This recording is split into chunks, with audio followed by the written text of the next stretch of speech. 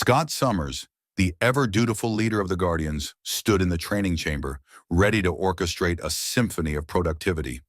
The morning sun poured through the windows, but a nagging sense of dread clung to him. He had meticulously crafted drills to hone the team's skills, determined to keep everyone focused. "All right, team. Today's focus is on teamwork and strategy," he declared, striving for authority. "Let's get started." Just as Scott initiated the program, the lights flickered, and the room transformed dramatically. Instead of the controlled environment he envisioned, they found themselves soaring high above the frostbite range. Below them, the landscape sparkled like diamonds under the sun. But Scott's attention was seized by a ludicrous sight. His teammate, Rax, the grizzled warrior with a penchant for mischief, chained to a missile, a flask of whiskey clutched in one hand, and a grin plastered across his rugged face. "Hey, Scott, little assistance here?" Rax bellowed, the missile careening through the sky. He struggled against the chains, clearly enjoying the ride. "Rax!" Scott exclaimed, eyes wide with disbelief. "What in the world are you doing?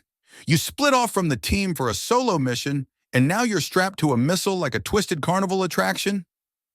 "Just thought I'd add a little spice to the day," Rax shot back, taking a swig from his flask. "You know me, always chasing thrills. Who doesn't love a wild ride?" Scott felt his frustration bubble over. "This isn't an amusement park, Rax. You're about to blow up." "Blow up? Nah, I'm just warming up my exit strategy," Rax quipped, unfazed. The countdown timer on the missile ticked ominously. 5, 4, 3.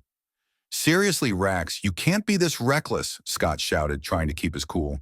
"You're literally on a missile." "Oh, come on, you know I thrive in chaos.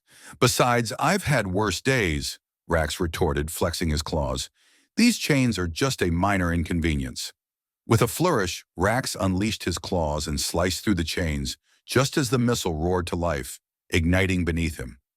He leapt off, twisting midair and landing on a nearby snow-covered peak. But the missile veered off course, spiraling into the mountainside and erupting in a magnificent fireball.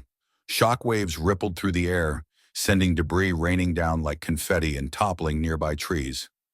"Now that's what I call a grand finale," Rax called out, brushing off his shoulders as if he hadn't just escaped disaster. He took another swig from his flask, the liquid glinting in the sunlight.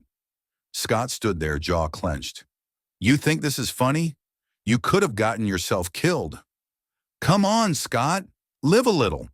"You know I'm indestructible," Rax shot back, dripping with sarcasm. "But don't worry, I've got this under control." He gestured to the chaos around them, where smoke billowed into the sky. "Under control?" Scott echoed incredulously. "You just blew up a missile. Is this really how you link back up with the team?"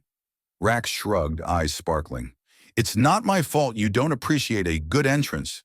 Besides, I was just testing out some new tactics." Scott rubbed his temples, feeling the weight of leadership pressing down on him. This wasn't how he envisioned the day unfolding.